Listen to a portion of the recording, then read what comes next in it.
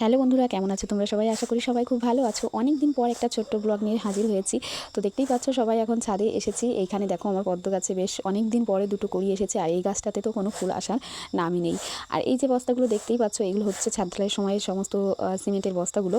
তো সেইগুলো পড়েই ছিল, অনেক বস্তা ছিল। তো তার মধ্যেই আমি তোমাদের দাদাভাইকে বলেছি মাটি তুলে দিতে, কারণ এই শীতের সিজনটায় আমি এই বস্তার মধ্যেই ফুল গাছ লাগাবো। টবও রয়েছে কিন্তু অল্প রয়েছে, তো সেই কারণে আপাতত এর মধ্যেই লাগাচ্ছি, আর পরে আবার টব নিয়ে আসা হবে। তো কালী পুজোর আগেই আমি মিশো থেকে আর কি ফুলের বীজ অর্ডার করেছিলাম, তো সেগুলোই এসে গেছে, আগেই এসেছে, কিন্তু লাগানো হয়নি, বাড়িতে ছিলাম না পুজোর সময়। তো এখন এই যে টাইম করে বিকালবেলার দিকে চলে এসেছি সমস্ত নিয়ে। তো দেখো বীজগুলোকে আমি একদম ছড়িয়ে জল দিয়ে মানে বসিয়ে দিচ্ছি।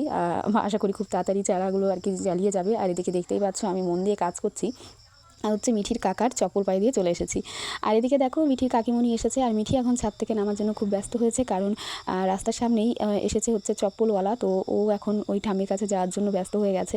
তো ওদিকে দেখো ওই যে চপ্পলওয়ালা বাড়ির সামনে দাঁড়িয়ে রয়েছে, তো সেইগুলোই এখন মানে নেওয়া চলছে আর কি, মানে দেখছে আর কি নেওয়ার মতন আছে কি না। তো যাই হোক, আজকের মতন আমার কাজ শেষ, মানে আমি বীজগুলো বসিয়ে দিয়েছি, দেখা যাক কবে সেগুলো চারা হয়। তো আজকের মতন ভিডিওটা এই পর্যন্তই। সবাই লাইক করে দিও, কমেন্ট করে দিও, অবশ্যই ফলো করো। তো আজকের মতো টাটা।